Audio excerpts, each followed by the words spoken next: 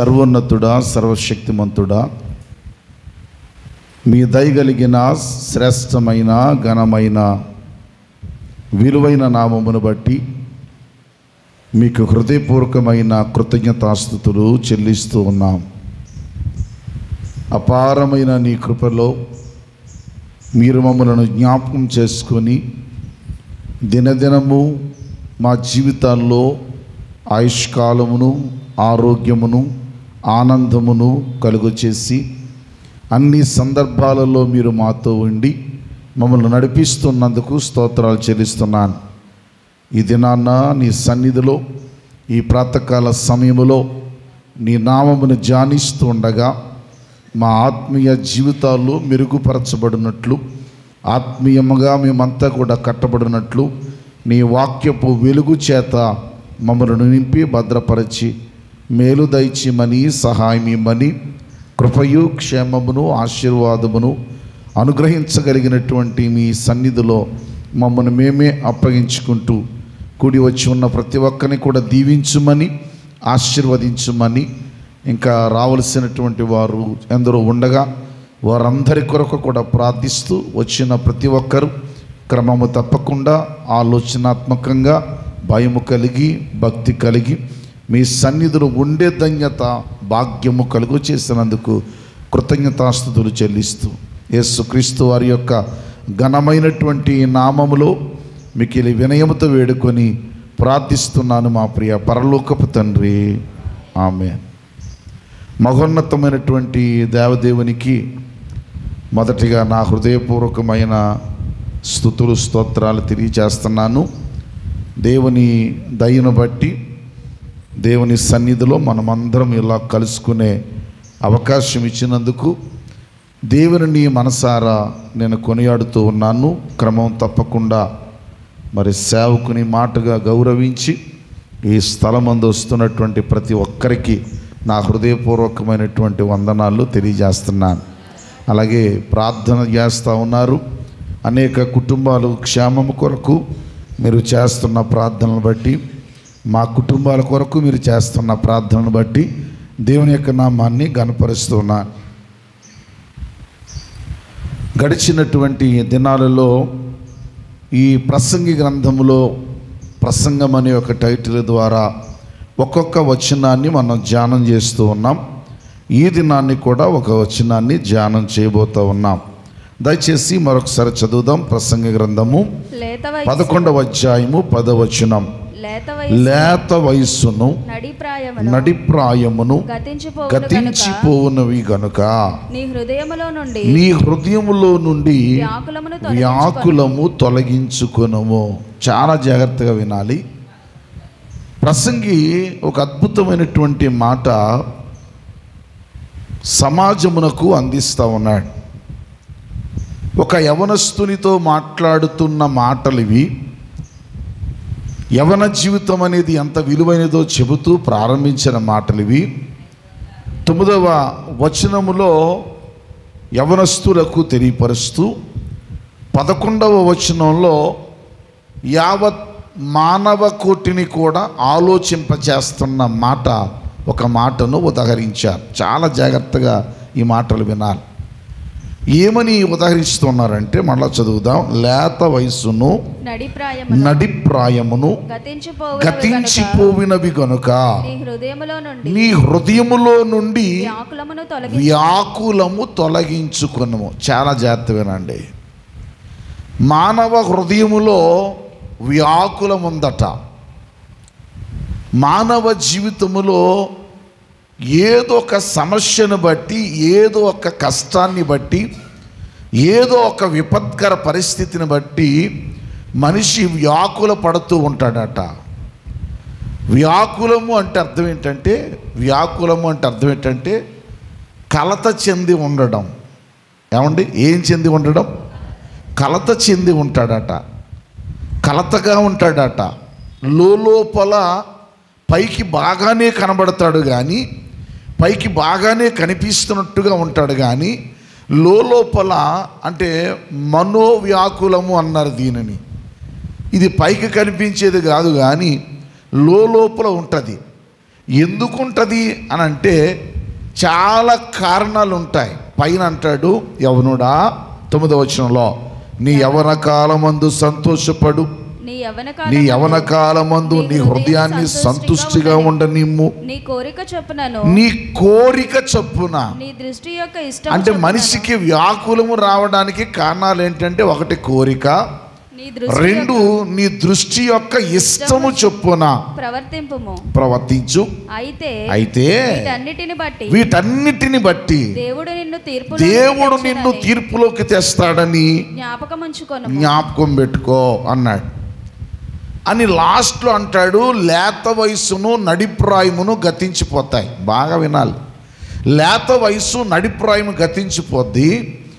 నీ హృదయములో నుండి వ్యాకులమును తొలగించుకో. నువ్వు పైకి బాగా ఉన్నావు కానీ వ్యాకులముతో ఉన్నావు, కలతతో ఉన్నావు. ఏదో ఒక సమస్యతో నీ హృదయాన్ని కలత చేసుకున్నావు.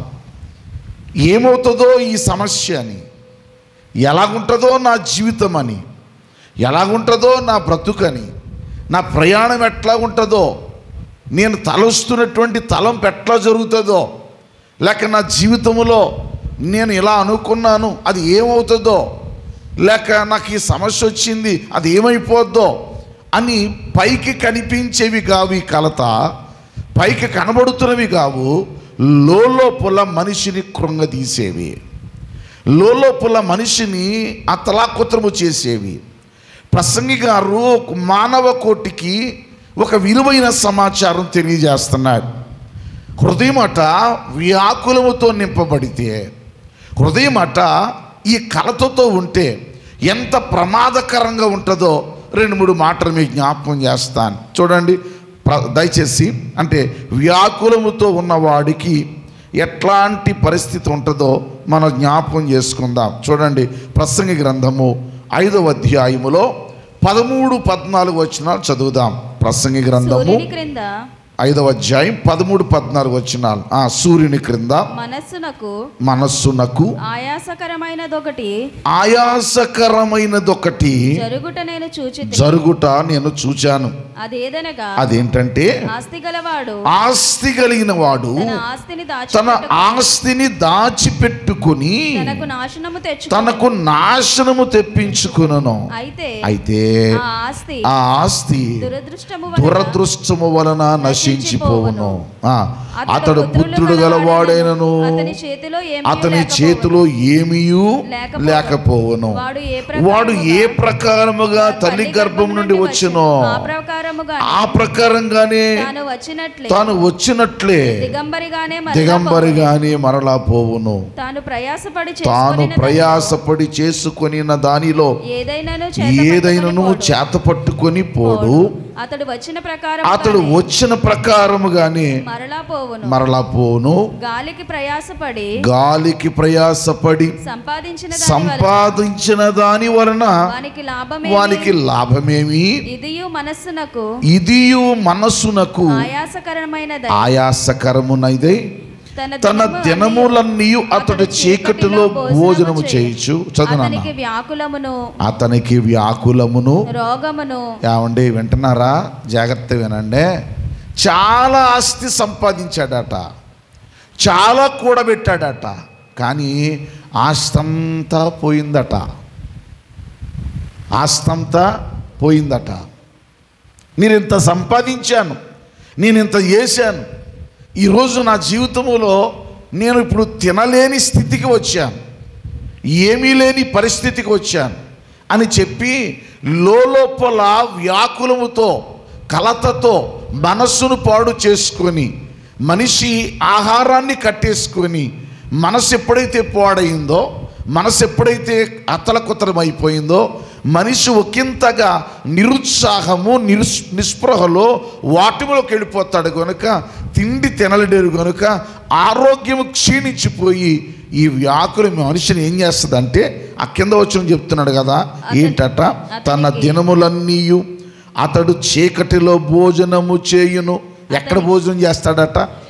చీకటిలో భోజనం చేస్తాడట. నెక్స్ట్, అతనికి వ్యాకులమును.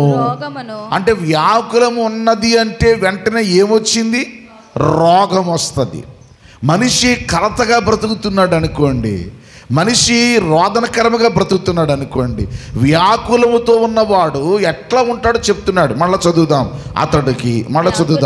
వ్యాకులమును రోగమును అసహ్యం. ఏమొచ్చిందంటే ఇప్పుడు వ్యాకులము, లోపల కలత చెందున్నాడు. కలతను బట్టి అన్నీ మానేశాడు. తిండి తినలేడు, ఉంది తినలేడు, ఉన్నాయి అనుభవించలేడు. ఇప్పుడు ఏమైంది? వ్యాకులము ద్వారా, లోపలున్న కలత ద్వారా, లోపలున్న ఆ మానసిక ఒత్తిడి ద్వారా, లోపలున్న మానసిక బాధ ద్వారా ఇప్పుడు ఎక్కడి దగ్గర అయిపోతున్నాడు?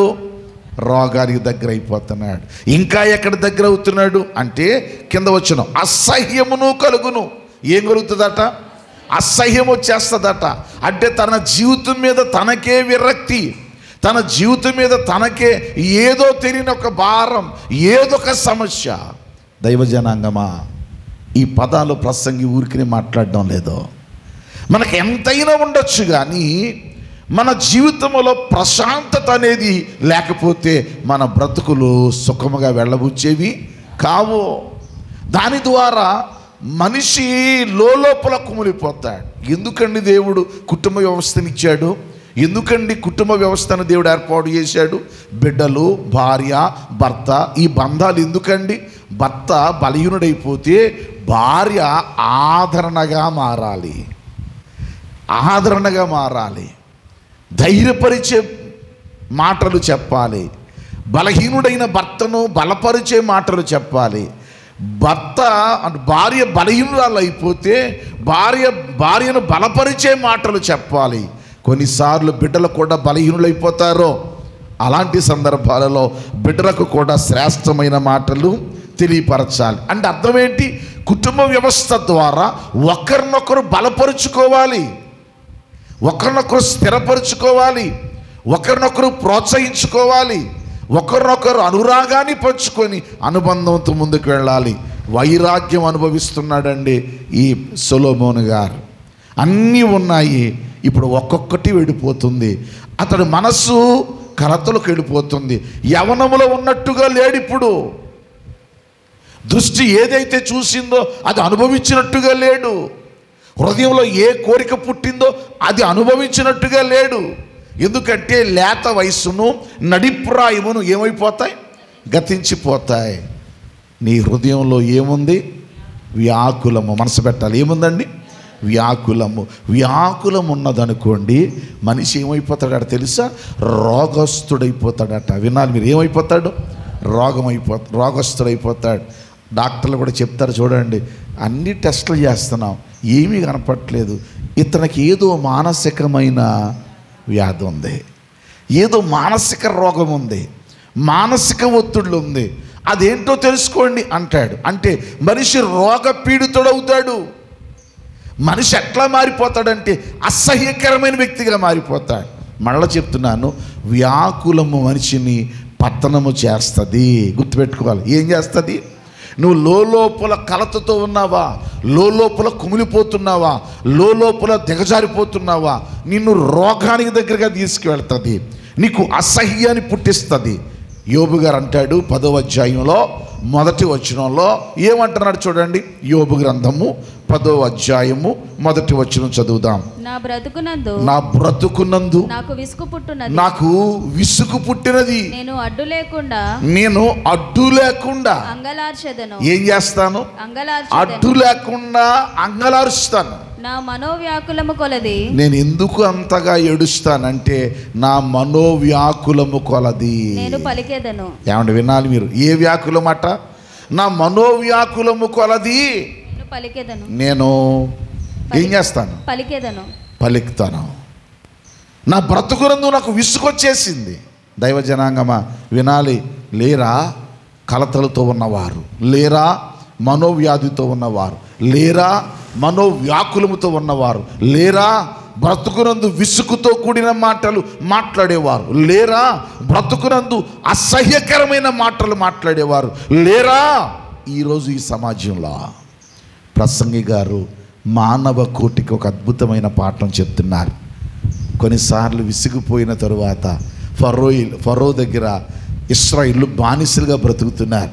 మోషేలు అంటాడు, అయ్యా దేవుడు నన్ను పంపించాడు, మిమ్మల్ని విడిపించటానికి, మిమ్మల్ని రక్షించటానికి దేవుడు నన్ను పంపించాడు. దేవుడు పంపితే వచ్చాను. మీరు ధైర్యంగా ఉండండి, మీరు ఇబ్బంది పడవద్దు, మీకు ఏ లోపం ఉండదు, ఏ లోటు ఉండదు. మీకు దేవుడు విడిపించటానికే నన్ను పంపించాడని చెప్పి మాట్లాడుతుండగా ఏమవుతుందో తెలుసా అండి? బాగా వినండి, ఏమవుతుందో తెలుసా? మాట్లాడుతుండగా జరుగుతున్న సందర్భం ఏంటంటే, వీళ్ళు అంటున్నారు, ఫరో దగ్గర నుంచి మేము చాలా శ్రమలు అనుభవిస్తున్నాం. నిర్గమకాండం 6వ అధ్యాయం, పర్లేదు కూర్చోండి ఒకసారి ఒక 10 నిమిషాలు కూర్చోండి. నిర్గమకాండం 6వ అధ్యాయం 9వ వచనం చదువుదాం. నిర్గమకాండం 6:9. మోషే ఇశ్రాయేలీయులతో అలాగు చెప్పెను. అయితే వారు మనోవ్యాకులమును బట్టి కఠిన దాస్యత్వమును ఏమండి దేన్ని బట్టి అట?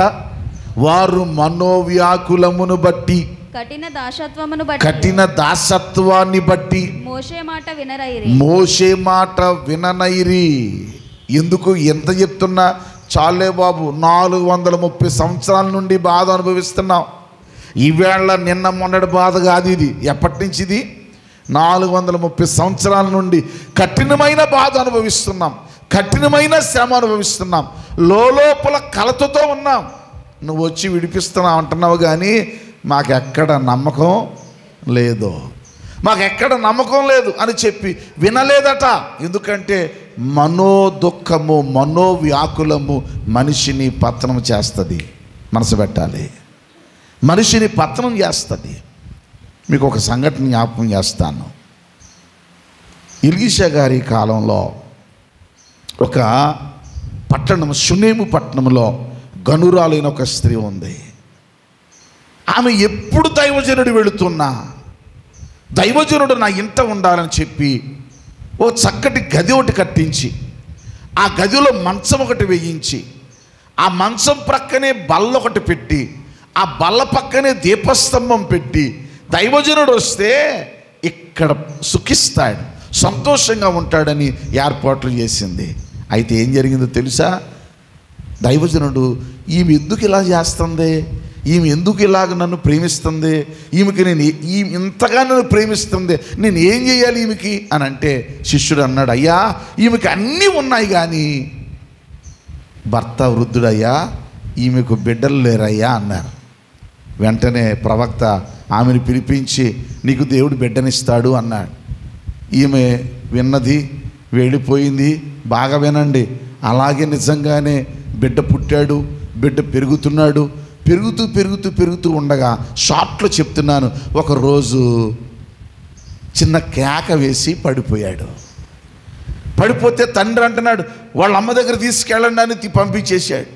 ఇప్పుడు తల్లి దగ్గరికి ఆ కొడుకును పంపించేసరికి కొడుకు వచ్చాడు, కానీ ఏమైంది తెలుసా? కొడుకు చనిపోయాడు. బాగా వినండి, ఇప్పుడు అంటదే ఈ ప్రవక్త దగ్గరికి పరుగున వచ్చేసింది, తొందరగా వచ్చేసి ఆమె ఏమంటుందో చూడండి. రాజుల రెండవ గ్రంథం మనసు పెట్టండి ప్లీజ్.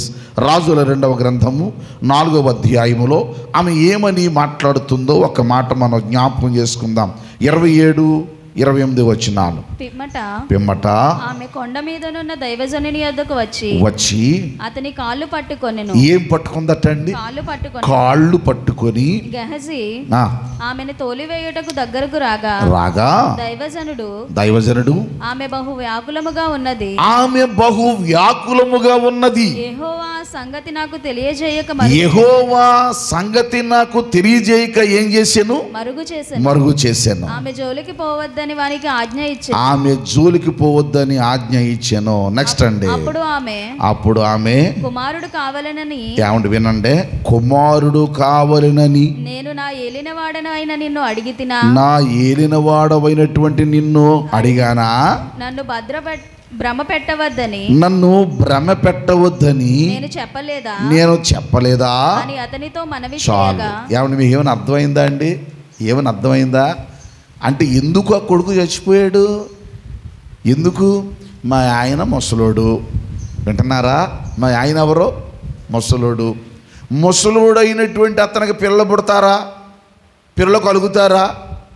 ఏదో దైవజనుడు కదా, ప్రేమించాం, భోజనం పెట్టాం, ఓ గది కట్టాం, మంచం ఇచ్చాం, బల్ల ఇచ్చాం, దీపస్తంభం పెట్టాం, మనం చూపుతున్న ప్రేమను బట్టి ఏదో మాట్లాడాడు కానీ, వింటున్నారండి, ఏదో మాట్లాడాడు కానీ ఆయన చెప్తే మాత్రం అయిపోద్దా, ఆయన చెప్తే మాత్రం జరిగిపోద్దా అని భ్రమలో ఉందంట.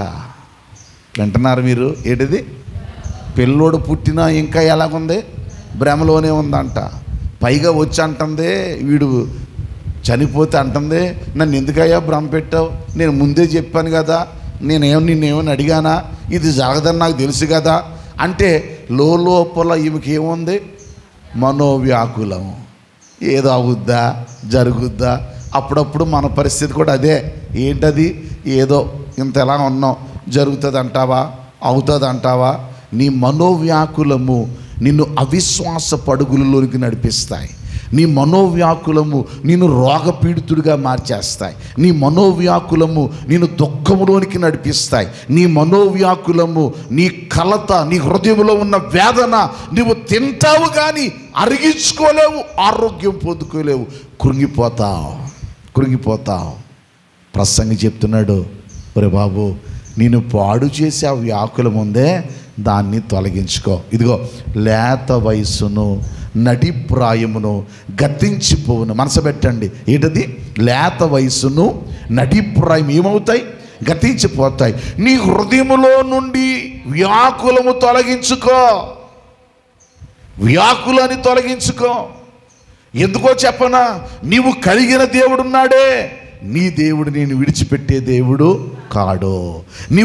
నీకున్న కలత ఎలాగున్నా, సమస్యలు ఎలాగున్నా, మనకు ఒక పాట ఉంటుంది, కలతలెన్నో కలుగుచుంటే కన్నీరవి తిని బయట చెప్పుకోలేక. ఒకసారి పాడదాం అది. కలతలెన్నో పెరుగుతుంటే కన్నీరైతిని. కలతలెన్నో పెరుగుతుంటే ఏమవుతున్నాను నేను? కన్నీరైపోతుంది.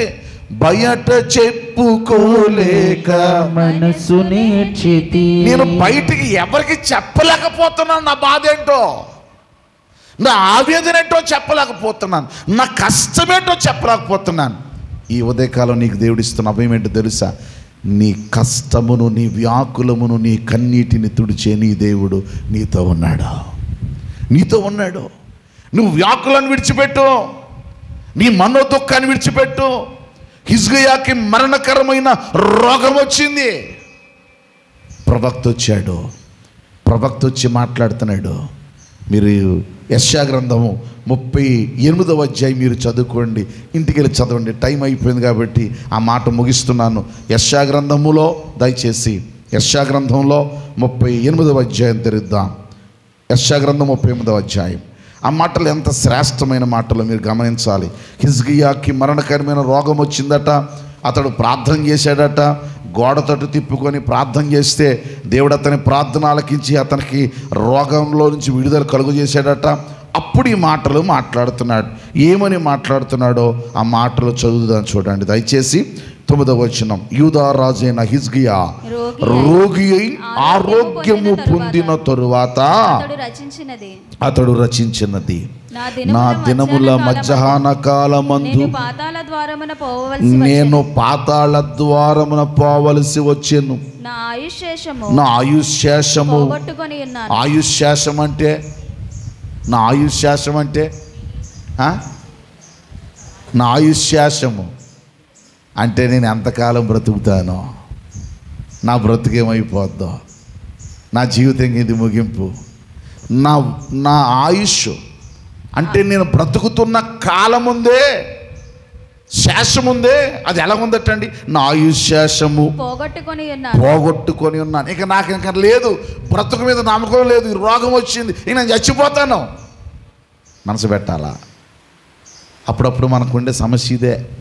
కష్టం రాగానే ఇంకది వచ్చింది, నేను అయిపోతాను, అయ్య బాబు ఈ వ్యాధి వచ్చేసింది, నేను చచ్చిపోతాను, అయ్య బాబు నాకు ఈ కష్టం వచ్చింది, ఇక నేను అయిపోతాను.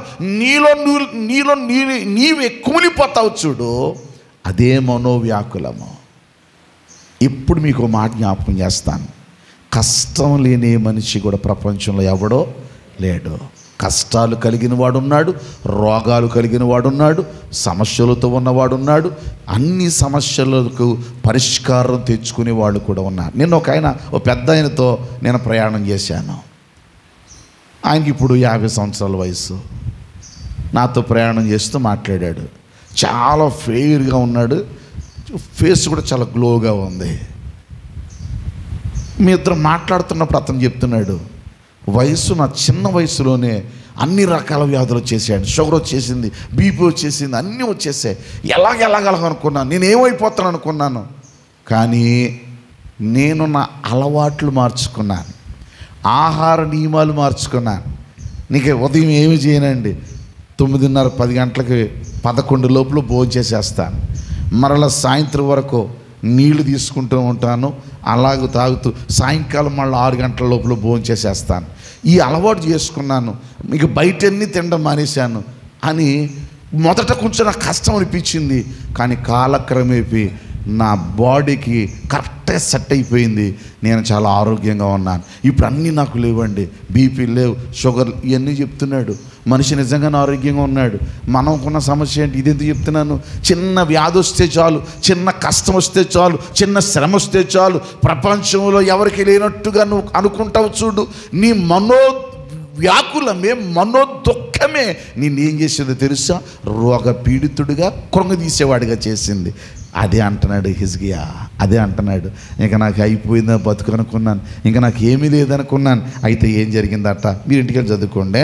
14 వచనం చదువుతాం. 14 వచనం. మంగళ కత్తి పెట్టవలెను, ఓదే కొరకు వలెను, నేను కిచకిచలాడి తిని, గువ్వవలె మూలిగి తిని, ఉన్నత స్థలము తట్టు చూచి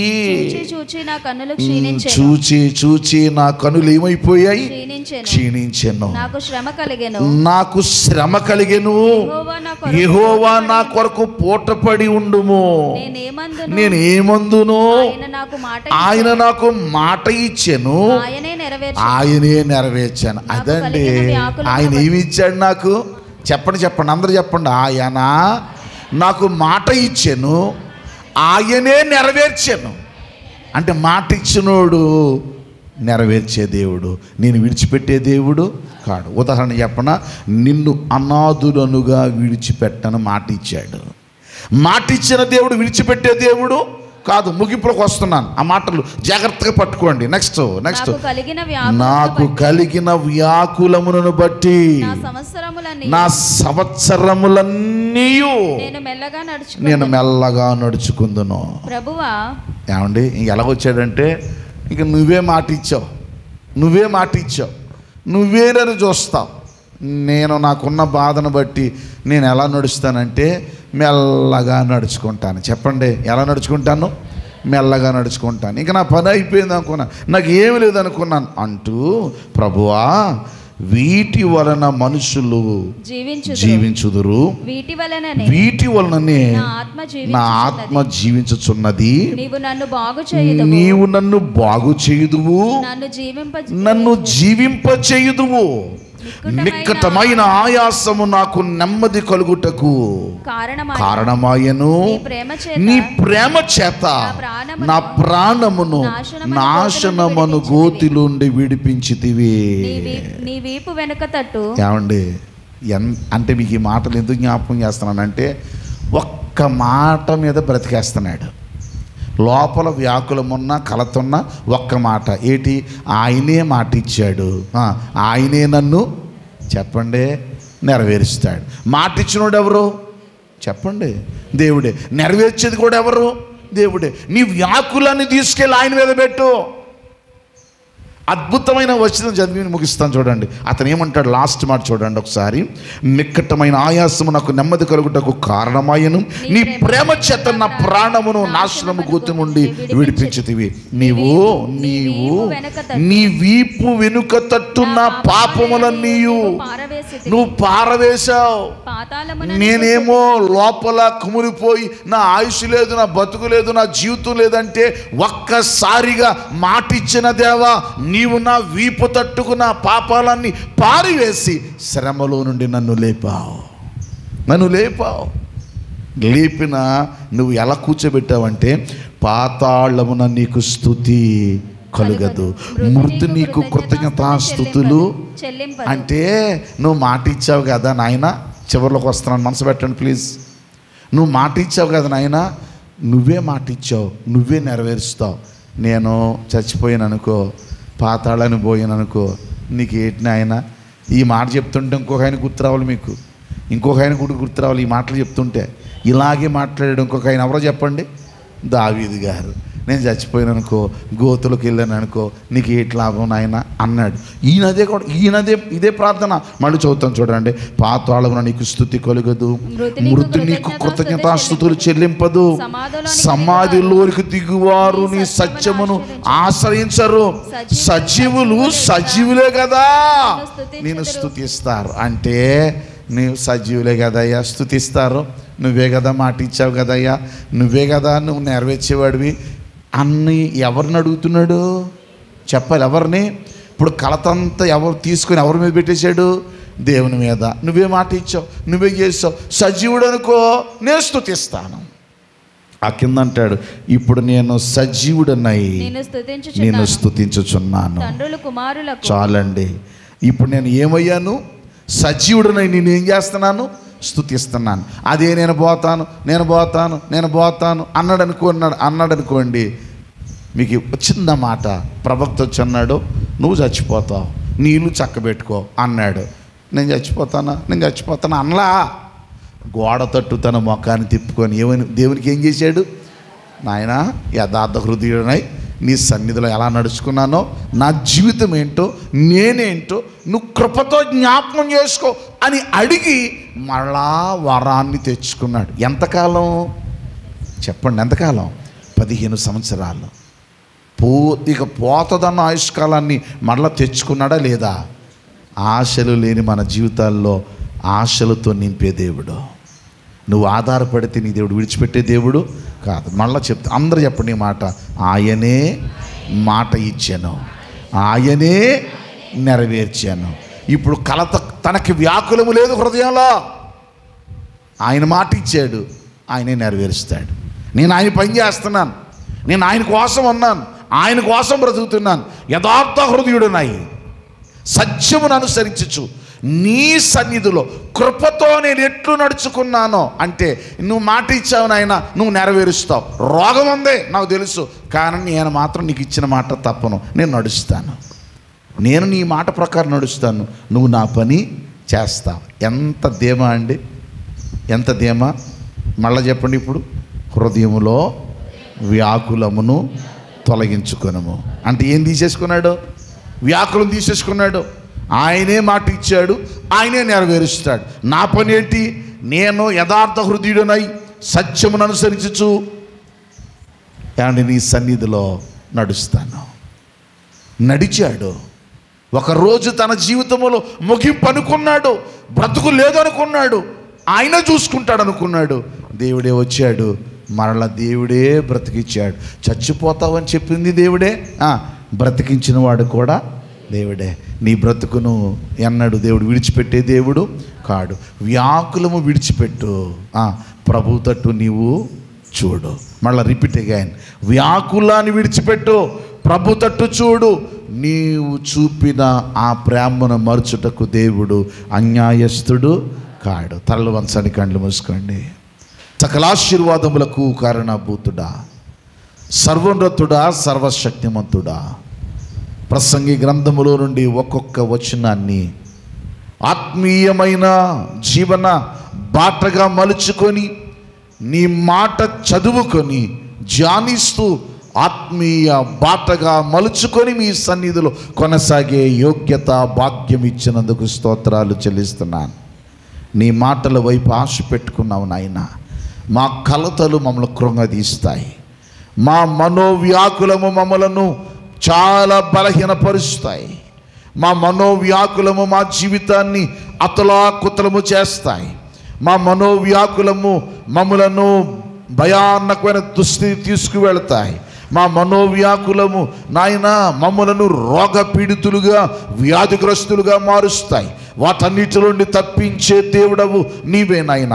హిజ్కియా మా కళ్ళ ముందు కనబడుతున్నట్లుగా, హిజ్కియా నాయన మాకొక ఆదర్శవంతమైన వ్యక్తిగా కనబడుతున్నట్లుగా మేము చూస్తూ ఉన్నాము. ఆయనే మాట ఇచ్చాను, ఆయనే నెరవేర్చాను. అట్టి మాటతో నిరీక్షణతో బ్రతికాడు, ధైర్యంతో బ్రతికాడు, మనోవ్యాకుల నుండి విడిపించబడ్డాడు.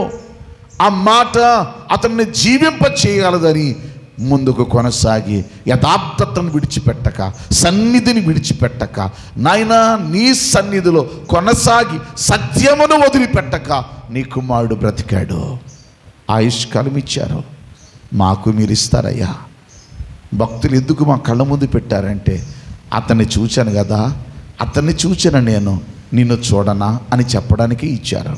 మేము కూడా ఇలాంటి మాటలను బట్టి ధైర్యపరచబడి మేము ధైర్యము తెచ్చుకొని మీలో కొనసాగే యోగ్యత భాగ్యము పొందుకునే కృపను మీరు మాకు ఇవ్వండి నాయన.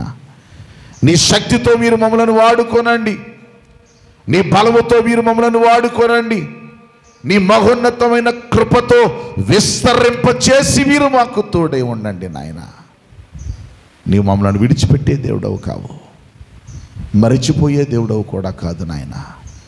మేము నీ కొరకు బ్రతికినట్లుగా ఒక ఆత్మీయమైన శక్తితో నడిపించమని ఈ ఉదయకాలం నాయన క్రమము తప్పకుండా యథార్థమైన మనస్సుతో నీ సముఖానికి వస్తున్న బిడ్డలు వారు దీవెనను పట్టుకొని వెళ్ళగలిగినట్లుగా సహాయం చేయండి. అట్టి కృపా భాగ్యమును అనుగ్రహించమని, కృప చూపించమని. నువ్వు మాట ఇచ్చావు, నువ్వే నెరవేరుస్తావు. నువ్వు లేకపోతే మేము ఏమైపోతాం?